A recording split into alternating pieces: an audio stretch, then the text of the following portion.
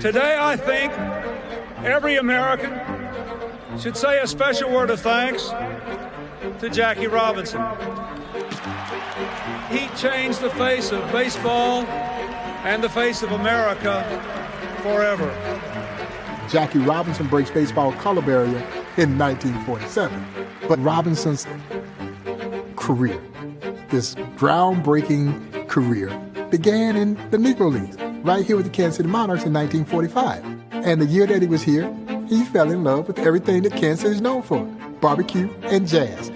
And so it was our city and the Negro Leagues that gave America arguably its greatest hero in Jackie Robinson. What was it like for not just Jackie, but all of the Negro Leaguers playing here in Kansas City? I know that we hear all the time that 18th and Vine was a hopping area, and it's coming back now too, by the way. Yes. But how comfortable of a place was this for those guys? Well, I think it was a little bit more comfortable here than it was as you were traveling some of the other highways and byways of the country. You have to remember that they were primarily isolated into their own community, so it was very comfortable in that world. But you have to remember, when Buck O'Neil came to Kansas City, he said, "I knew I was coming to the heart of America. I never knew I was coming to the center of the universe." KC was jumping, man, and 18th and Vine was at the center. Jackie stayed at the Street Hotel that year that he was here in Kansas City, and he fell in love with everything that was iconic about Kansas City.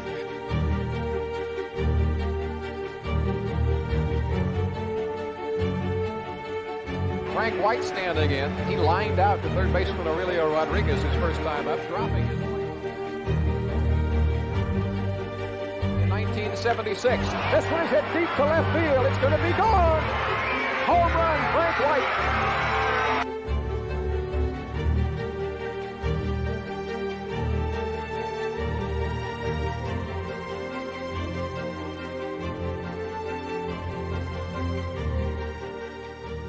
That is an iconic picture, and this an iconic quote from Martin Luther King Jr. Back in the day when integration wasn't as fashionable, he underwent the trauma and the humiliation and the loneliness which comes with being a pilgrim, walking the lonesome byways toward the high road of freedom.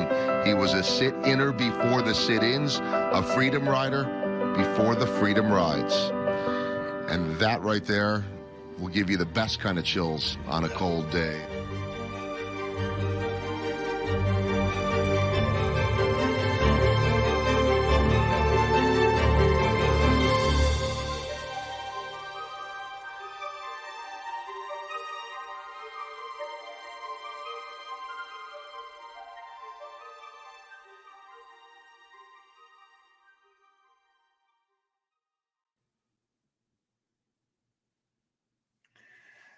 Good afternoon, everyone. If you're in the Central Time Zone, or if you're perhaps out west, maybe it is still the morning, wherever you are around Kansas City, around the country, or around the world for that matter, welcome in to a special presentation as the Negro Leagues Baseball Museum presents a celebration of Jackie Robinson here on Jackie Robinson Day, a day that every player, every pitcher, every coach, every manager, every ball boy, ball girl in Major League Baseball will be wearing the number 42. My name is Joel Goldberg, Kansas City Royals baseball announcer, pregame, postgame host, in-game reporter on Bally Sports. We've got a game tonight, Royals and the Toronto Blue Jays. But first and foremost, going to bring in a couple of special guests here, two of my good friends in Kansas City, the president of the Negro Leagues Baseball Museum and the legendary Gold Glover, 8 times, should have been 9. I always like to include that in there. But president of the Negro Leagues Museum, Bob Kendrick. And now the politician, he doesn't like it when I call him that, but my good friend, 8-time Gold Glover, Jackson County executive, Frank White Jr., the Royals' great second baseman. Bob, Frank, good afternoon. How are you both? Good afternoon, Joel. Doing great. Thank you. Joe, man, what a special day. And let me say, before we even get started, thank you for doing this. And Frank, thank you for being here with us today. Every Jackie Robinson Day is always special. And, you know, for us to continue to celebrate his legacy, his place, not only in the game, but in society, is important, because it's important that we never forget Jackie Robinson. But as I also shared with members of the media earlier this morning at a press conference that we had here at the Negro Leagues Baseball Museum, it's just as important that we don't forget those players in the Negro Leagues. Yes. That we don't forget the Negro Leagues, the place that Jackie Robinson's career began. And so it gives us an opportunity to do both of those things. And so we always relish in this day. And so it is cause for celebration. So I appreciate what you guys are doing to be part of our Jackie Robinson Day 2021 celebration. Well, thank you, Bob. Bob, it's good to be here. And, I just love, first and foremost, the opportunity to be with both of you. You're both friends. And, it's tough to get all of us into one room, whether that's a real room or a virtual room. So it's good to be able to spend the next 40 or so minutes with you both. And just a little programming note, Bob will be on our pregame show tonight, as well as a guest, I believe, in game, because we believe that anytime we get a chance to have Bob on to talk about the Negro Leagues, we do that, whether it's Jackie Robinson Day or not. But this is a special day, and it's evolved over the years, too. And Frank, I want to start with you on this because, this has become a day where every player gets to wear number 42, which to me means that every player gets to learn a little bit more about Jackie. And it means that every kid in the stands gets to learn a little bit more about Jackie Robinson. This has evolved since your playing days. What do you think about Jackie Robinson Day? Well, Joel, I think it's a great day. I think Bob has done just a tremendous job over the years of highlighting the Negro Leagues and the importance of Jackie and the Monarchs to Kansas City, and to be able to be embraced by Major League Baseball through the players and so forth, wearing number 42. You can only look at that as a tribute to not only what Jackie stood for, but mainly for what he brought to the game as an African-American player. How he transcended down to players like myself. And when I came in, Jackie was the name that everybody talked about. It opened doors for everyone of African-American descent to play this game and play with a sense of pride. And I just really feel like what Jackie put himself through to give us an opportunity to play this game, I just have the utmost respect. And Jackie was one of those guys that he didn't really care a lot whether you liked him or not, but he did care a lot about whether you respected him a lot. And I think that is what every Black man in America feels today, is that everybody's not going to like you, but you at least want that respect of who you are and what you've accomplished and things like that. There's so much that's gone on in the world, and specifically our country, beyond the pandemic, in terms of racial injustice over the last year. And I do want to talk about that, and because it applies to everything that Jackie stood for. And I think it's a great discussion in terms of how far we've come, how far we still need to go. But before we get into that a little bit later, I just want to talk to you, Bob, about the essence of today, because I think in some ways every day is Jackie Robinson Day, with the number 42 retired in every stadium. So those same questions, kids could say, hey, who was number 42 for the Brewers or for the White Sox? Well, no, that was actually Jackie Robinson.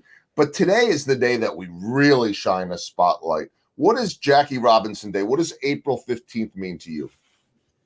It gives us an opportunity, Joel, to pause and reflect on just how monumental an occasion it was when Jackie Roosevelt Robinson walked out on that field as a member of the Brooklyn Dodgers, breaking Major League Baseball's 6-decade-long self-imposed color barrier, and how that reverberated. And we oftentimes talk about, Frank, one vote doesn't count. People feel like my vote doesn't count. And we say, well, I'm just one person. I can't invoke change. Well, you need to look no further than Jackie Robinson. Beautifully demonstrates to us that one individual can indeed create change. And so that it gives all of us, in its own way, even more value than we might believe that we have in our own selves.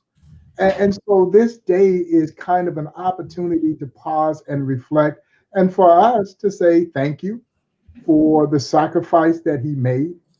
Because I remind people all the time, when Jackie walks out on that field, as a member of the Brooklyn Dodgers, he is not playing for Jackie. He was literally carrying 21 million black folks on his back. And fellas, had he failed, an entire race of people would have failed. And can you imagine the weight of that? You know, and I asked his daughter, Sharon, who I absolutely loved. You know, she's one of my favorite people on this planet. And I always tell her all the time, I got a crush on her mother, the beautiful Rachel Robinson, who I believe is 96, 97 years old. You know, she just absolutely adorable.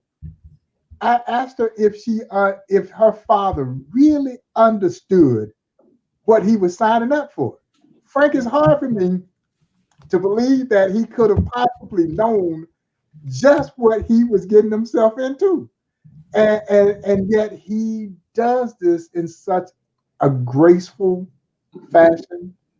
He is determined. He is focused. You know, he refused to fail in a game that is predicated on failure. It's just, you know, when you stop and think about what he did, and for young people who are hearing about Jackie, some of them saw for the first time in the film 42. Yes. And for all of us who knew Jackie, Frank knew Jackie's story. I knew Jackie's story. Joel, you knew Jackie's story intimately. But then you see it on the big screen and you're still like, oh my God, you know, how could this man endure what he endured? And I can tell you, in the film, they watered down the hate. They didn't beat us up with all the hate that was really a part of this exercise with this man taking the field with the Brooklyn Dodgers, because they didn't need to. There was enough of that in there for us to realize how the magnitude of that, what the magnitude of that moment was. So that's what I think about on Jackie Robinson Day. But you know, the other thing, Joel, that I think about all the players from the Negro Leagues. I think about the place that he came from. You know, those, and the context that we talk about this here at the museum is we celebrate the people who built the bridge. You know, it's rare that we celebrate the bridge builders in our society. We always celebrate the people who crossed over the bridge. But here we celebrate the people who built the bridge. And so Jackie got to cross over that bridge. Our friend, the great Frank White, got to fashion a Gold Glove, 8-time Gold Glove winner, Royal Hall of Fame career because of Jackie and because of those players in the Negro Leagues who built that bridge. So it's a very reflective day for all of us here at the Negro Leagues Baseball Museum. It's Frank, it's such a different generation. And another discussion we could certainly touch on in a little bit is what we need to do to get more young African-American boys playing this game that you grew up in Kansas City playing. And I know you were sneaking in to games over at Municipal Stadium when you left school, and those stories are legendary too. But while that's a different discussion, that was a different time. I mean, if you look up and down lists, I just called this one up. I always like doing this one, but it's arbitrary. But I just took, and you know, Frank, you and I worked together enough years that I love, you'd say, Joel, how to find, you know, what's the number on this? You know, can you look this up? I like finding this stuff. But I looked up from 1973 to 1990. Those numbers aren't coincidence. Those years, those are the years that Frank played in the major leagues. The top hit leaders just from 73 to 90, your playing career.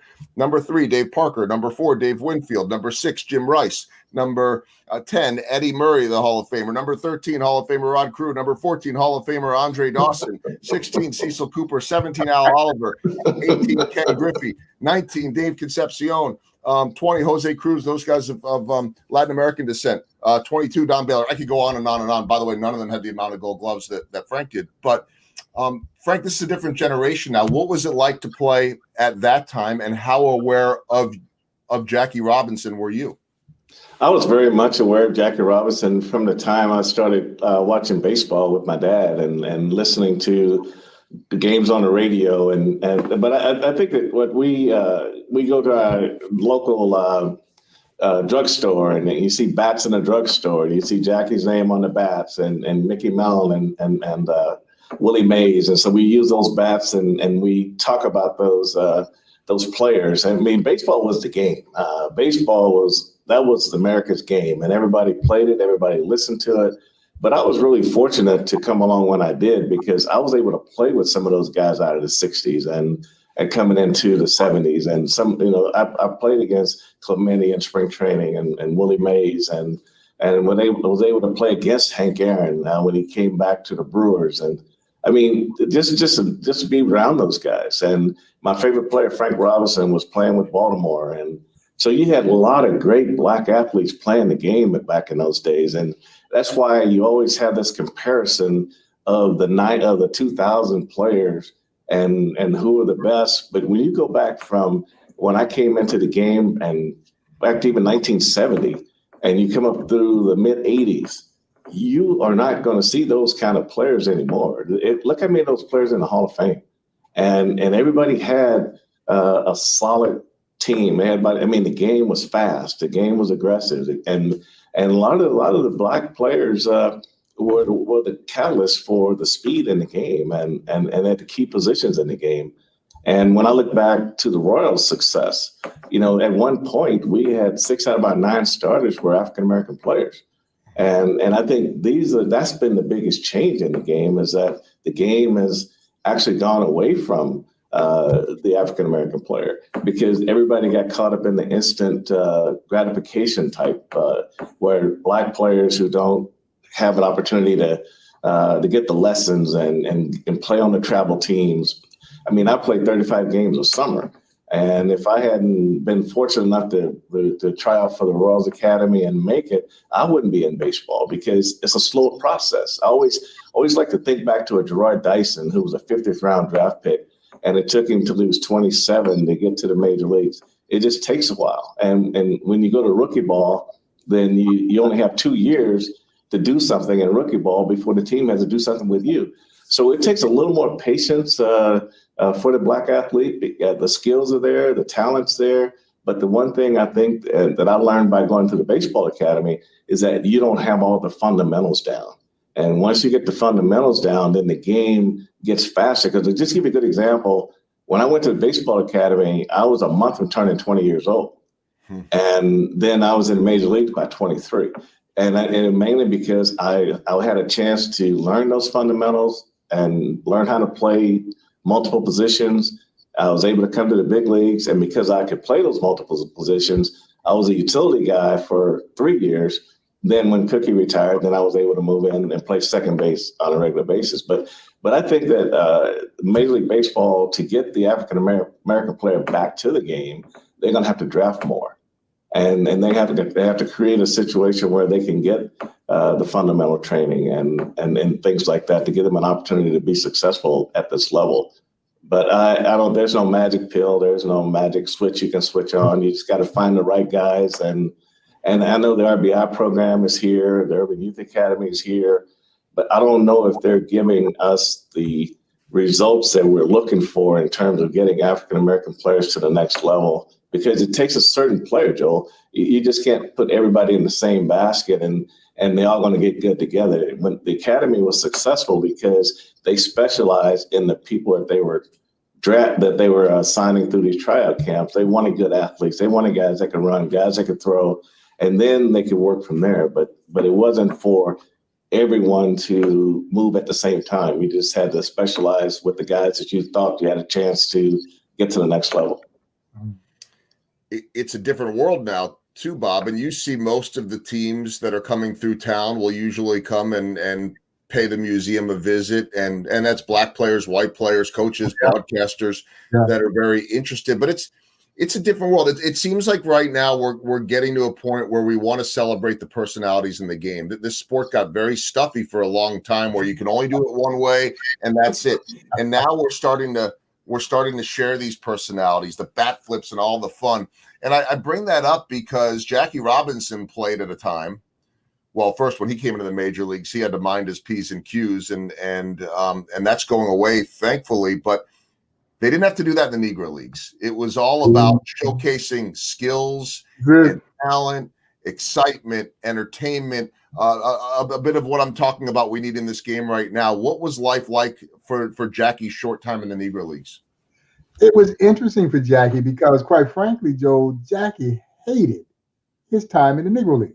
But you got to understand the complexities of Jackie. It had nothing to do with the talent that was there in the Negro Leagues. He had high regard and great respect for the talent. But Jackie hated the fact that he had to play in a Negro League. You know what I mean? He hated that. He's a Southern California guy, and now he's thrust in the middle of Jim Crow. You know, and so that did not sit well with him. But I you know, the reason that I know he had great admiration for the players because even after he joined Brooklyn, he would subsequently come back and put together barnstorming team deal with Negro League players. And they were barnstorming all over the country playing. So he knew that these guys could play. That's the one thing that he did learn when he was here in Kansas City. And they taught him that vaunted Negro League style of play. So, Frank, as you recall, when Jackie gets to the major leagues, he's driving pitchers nuts. You know, he's starting off base, he's stealing bases, and you know, he's coming down the third base line. And these guys were still trying to go in the stretch, you know, with a run on third base. And then Jackie started stealing home, and all of a sudden, you know, they were still trying to go into a windup. And they had to go into a stretch, you know, with Jackie dropped down third base line. And so that is that style, Joe, that he learned while playing in the Negro Leagues because Jackie hadn't played a lot of baseball. I think that's the other thing that people forget. He hadn't played a lot of baseball. Baseball was his weakest sport at UCLA. He's a four-sport letterman at UCLA, and baseball was his weakest sport. He is one of the greatest athletes in American sports history, but he was a much better basketball, football, track athlete than he was baseball player, and some say an even better tennis player. So there was nothing that Jackie could not do. And so he's still learning how to play baseball at that time. And so he takes that style over with him, and you're absolutely right. When he gets over and now the door opens, and this pipeline of great Black and Hispanic talent started to spill over into Major League Baseball. The pace of the play, number one, was the first thing that you noticed. The pace instantly picked up, and particularly in the National League. Yeah, because the American League was very slow to sign Black players. You know, they really didn't want to sign Black players, Frank. They were very resistant in signing Black players. But the National League was far more aggressive. And so the National League started dominating all-star games.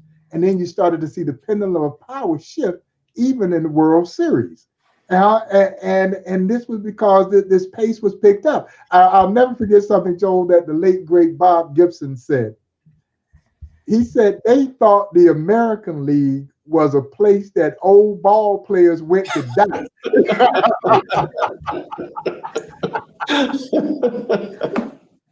Oh boy, he was right.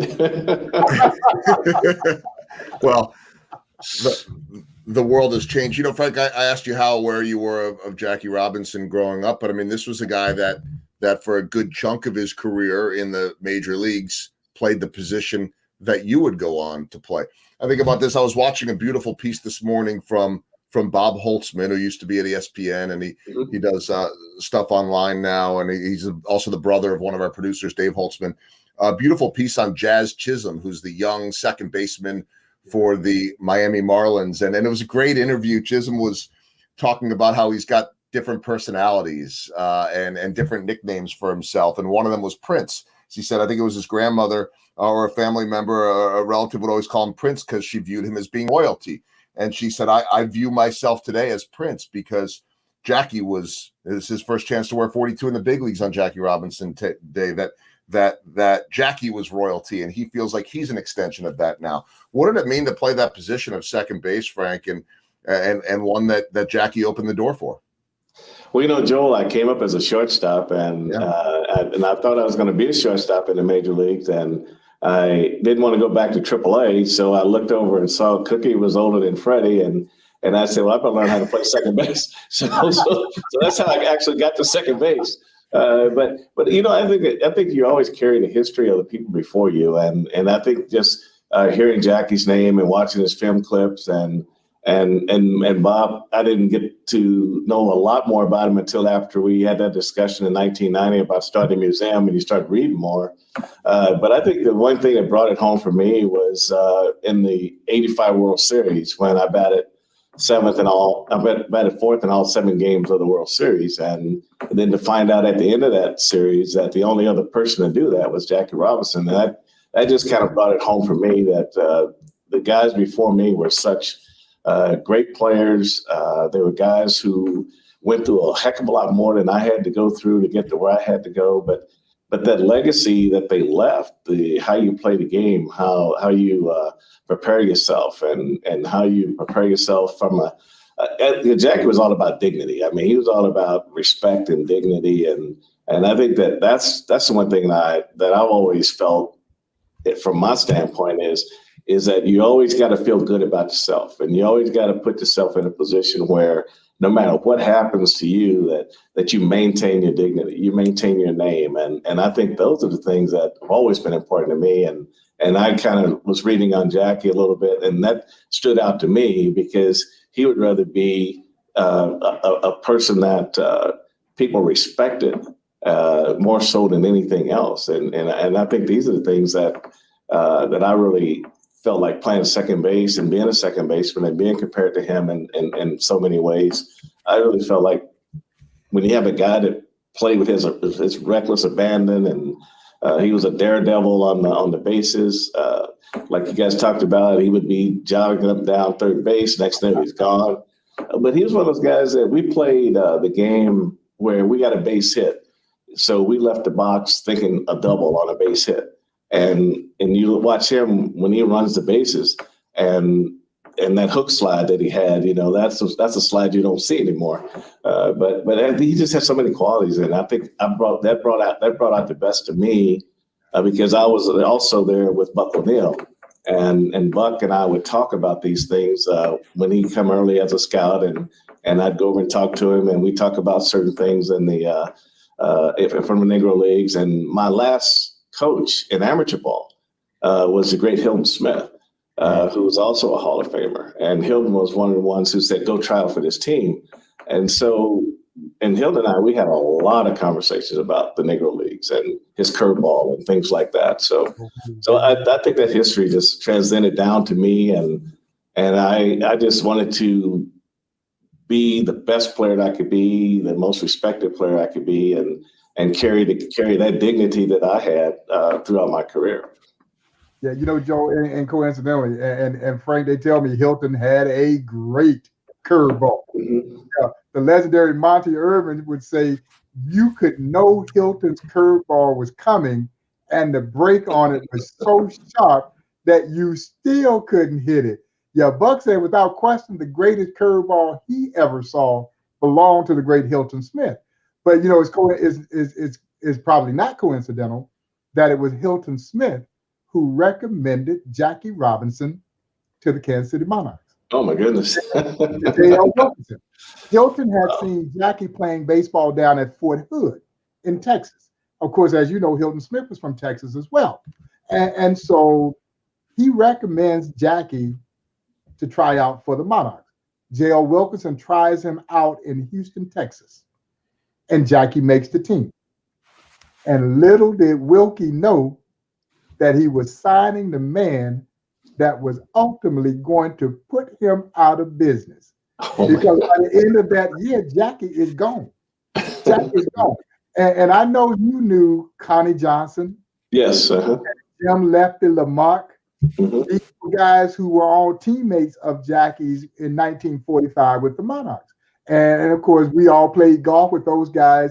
Miss them dearly, man. They've both been gone for a long time now. Yes. And both of them will tell you that when Jackie joined them in 1945, there was no fanfare surrounding Jackie.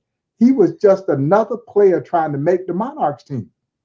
But they knew that he was different, Joe. They knew that he was different than they were because they had been so acclimated to segregation, but not Jackie. And so one of my favorite stories, and I know you've heard this story, and Buck always told the story, and the story was told to Buck by Hilton Smith. said they had been going to a gas station in Oklahoma for years, and they'd never gone to the restroom because the sign on the door said for white men only. Well, this is Jackie's first trip into this Oklahoma town. They pull up the bus. The attendant greets them, puts the hose in the tank. Oh, you boys played a great game, filled up the ballpark. Jackie gets off the bus and starts walking toward the restroom. And the attendant says, boy, where you going? Jackie says, I'm going to the restroom. He says, boy, you know you can't go to that restroom. Jackie says, take the hose out the tank.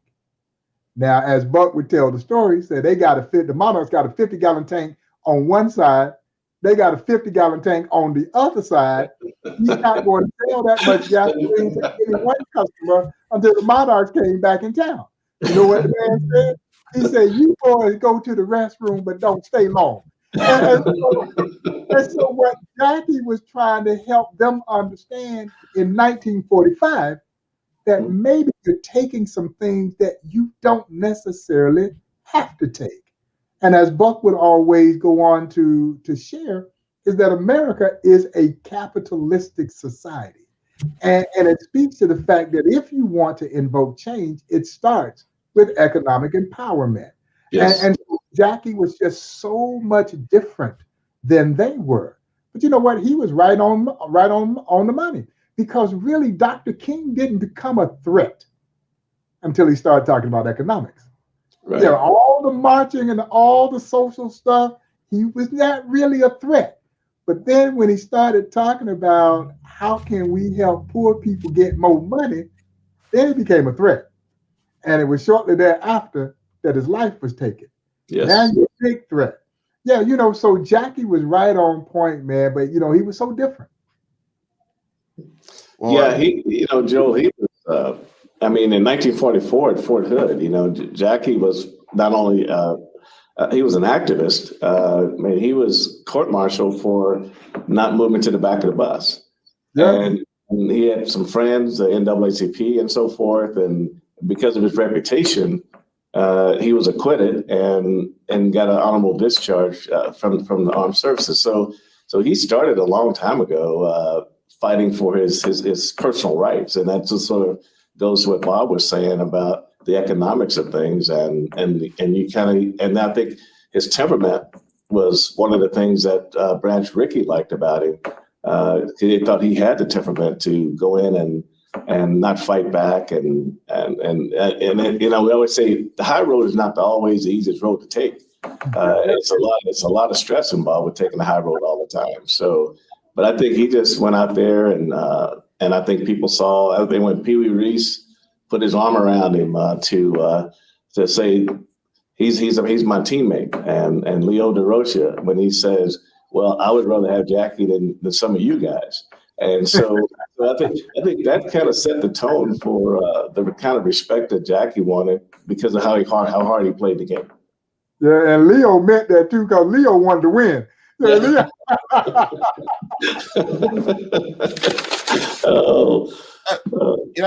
I was curious. I don't know if I've ever asked you this, Bob, but had it not been Jackie, who would it have been? I mean, Larry Doby broke the color barrier in the American League, but who else could have been Jackie? Yeah, I'm glad you mentioned that, because now you give me a chance for a shameless plug, because my new podcast called Black Diamonds comes out today. Matter of fact, it is out today, a partnership that we have with Sirius XM Radio and the Negro Leagues Baseball Museum. And the first episode is Why Jackie? And so that was a perfect chance to plug that. And so please get the podcast, subscribe to the podcast. It's available wherever you get your podcast, Apple, Spotify, or wherever. And we're going to be telling stories. Some of them are true, over 20 episodes of this podcast. But, it could have very easily have been Monty Irvin, Joe.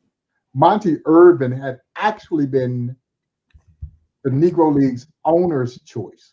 If someone was going to break the color barrier, they felt like it should be Monty Irvin. Monty Irvin had the same pedigree that Jackie Robinson had. Monty Irvin had been college educated. He had served in the military, but Monty Irvin was a far superior baseball player to Jackie Robinson. And again, that is not knocking Jackie Robinson. It's just how great Monty Irvin was. Monty Irvin was playing for the Newark Eagles in the Negro Leagues, and Monty Irvin was a superstar player. Frank, I tell people all the time, had Major League Baseball gotten Monty Irvin when he was 20, 21 years old, oh my goodness. There was nothing that this very eloquent, he had star power written all over.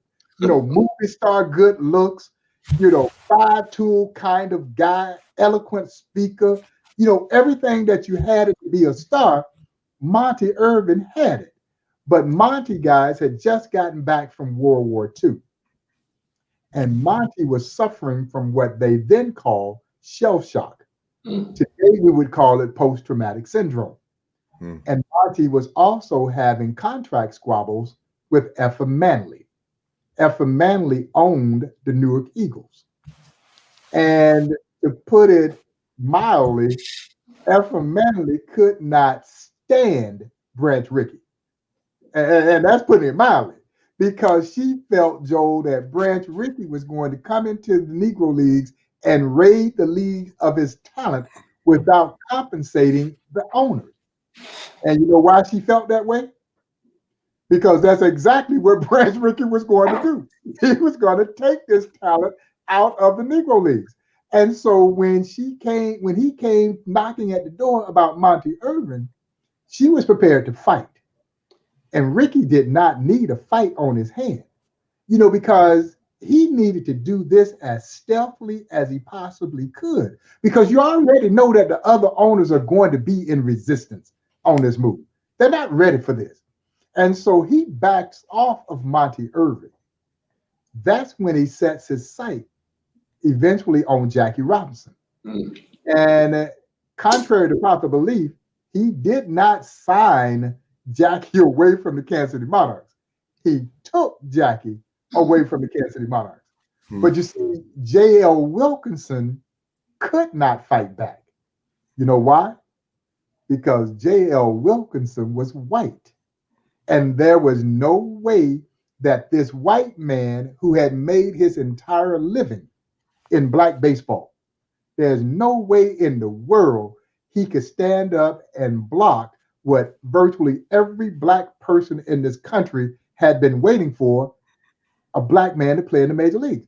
If he does, he'd have been damned if he did and damned if he didn't. Yes. So publicly, he said all the right things, but privately, he was seething. And he's not seething, Joe, because a black man is about to play in the major league. He's seething because this black man that you're about to take away from me, you're going to put me out of business. Wilkie sold his interest in the Monarchs the year after Jackie takes the field, 1948, to his business partner, T.Y. Baird, because he knew it wasn't a matter of if the Negro Leagues were going to die. It was simply a matter of when they were going to die. But so Monty Irvin could have easily been the first, and there were likely other guys who could have done it. But I think you both agree, there is no wiggle room. The first guy cannot fail. If the first guy fails, there is no second guy. And so you had to be right in this, which is one of the reasons they didn't take Satchel. And of course, it was easy for them to say, well, Satchel's too old. Satchel's too old. The other owners say he's too old, and so, but it also was too easy for a pitcher to fail. Even when you're as great as Satchel Paige. Now, I have no doubt that Satchel would have been successful if he's the first, and he likely would not have gone through as much hatred as Jackie did, because Satchel was a big star. Everybody knew who Satchel Paige was. That's so interesting. I never thought about it in terms of a pitcher. And, we're talking about a sport that lives in failure. You're successful 30% of the time at the plate. You're one of the best, but yet there was no margin, as Bob said, for failure in terms of this. We've got about 5 minutes left. And I wanted to ask you this, Frank, because, in so many ways we've come so far. Now, again, as we talked about before, we've got to be able to get more African-American boys and girls interested in baseball and softball, and that's a different discussion. But, you came up, as you said, where there could be 6, 7, 8 black men in one clubhouse. It could be a third of the roster. And now, maybe you see one African-American, 2, maybe 3 if there's a lot on any team. But yet I look and it feels like there's some kind of incident involving race going on still to this day. And I know, and I'm not saying that naively. I know that there's racism all over the place. We're in really tense times right now. But just the other day, I saw Yu Chang, young Taiwanese infielder for the Cleveland Indians, having to go on to Twitter. You guys didn't have, thankfully, social media back then. He made an error. They lost a game on the error. It was a walk-off error against the White Sox, and he's getting racist attacks online. And Terry Francona's needed to defend this young Taiwanese kid trying to, make his way here in the United States. It's still there. Adam Jones, good friend I know of the museum and of Bob's, dealt with this throughout his playing career, playing center field for the Mariners and the Orioles. How much did you and your black teammates deal with in terms of racism? Well, it's always been there, Joel. I mean, it just depends on where you're playing. You go to the East Coast, and it stood out a lot more on the East Coast than the West Coast, or in the Midwest, Chicago, in that area. But it's always been part of the game. You always felt like you had to be twice as good, and you always had to endure the insults. They, at least today, if you have an unruly fan who is saying negative things, they'll remove them from the stadium, where back in the day, that was part of the helping the home team win.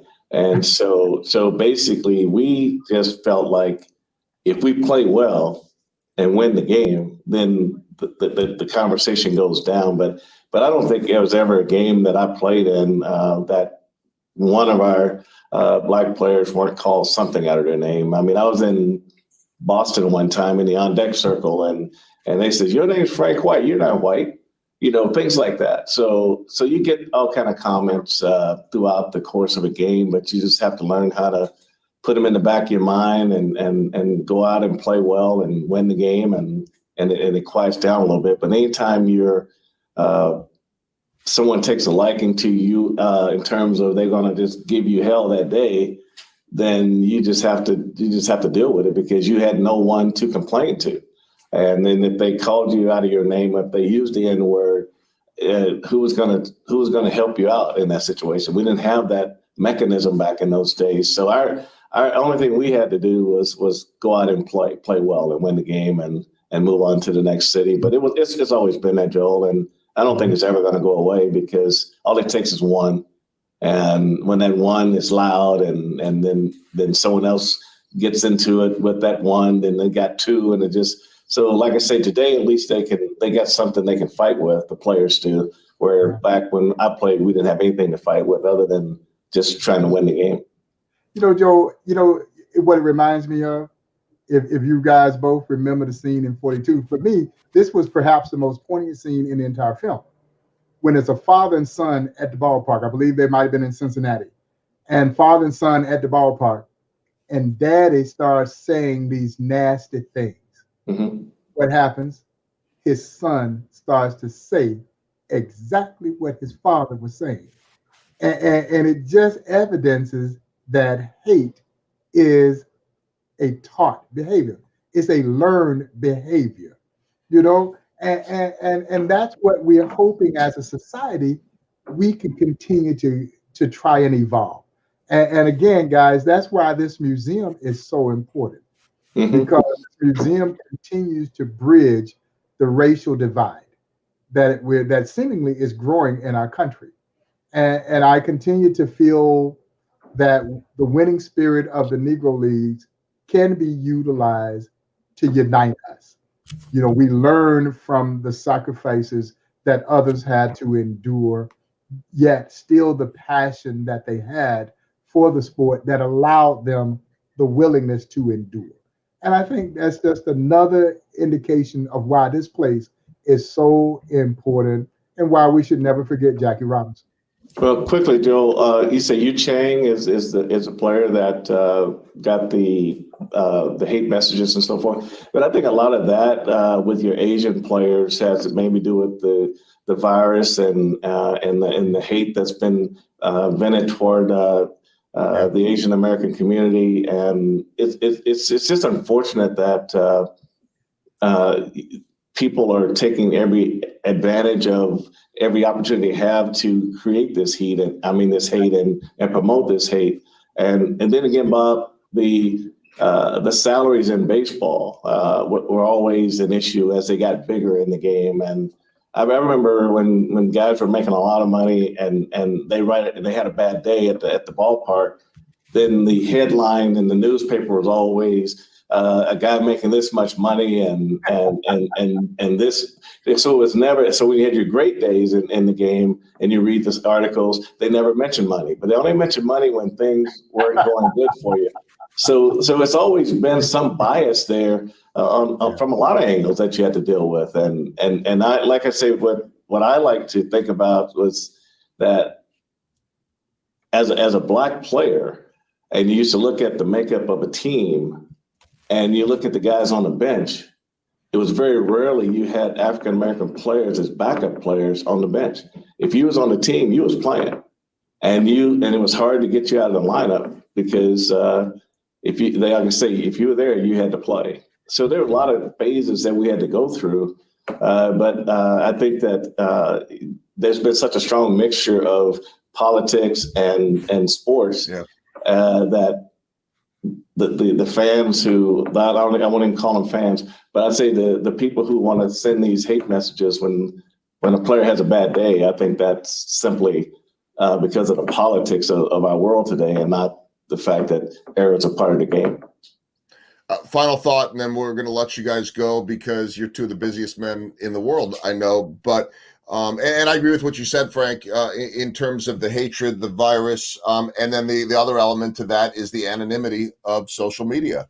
And so you can hide. You know, there was anonymity, Frank, when you were playing because no one was going to check them on it, so they didn't care. And now they're going to get called out, and they're not only going to get kicked out, but everybody's going to talk about who that was, and they're never going to get to come back. So they hide behind a fake social media profile, and that's a totally different discussion. But final question for each of you, and I know you don't know the answer exactly, but what would Jackie think of where we're at right now, Bob? You know, Joe, I think he would be disappointed from the standpoint that racial divide is continuing to grow, that there is still a cross-section of the American population, in particular Black and brown people, who are continuing to be marginalized in this country. But on the flip side of that, I think he would be tremendously proud of these young people who are using their voices and their platforms, who are getting engaged in the political process, many of them for the first time. Because I think that was at the forefront of Jackie Robinson's existence.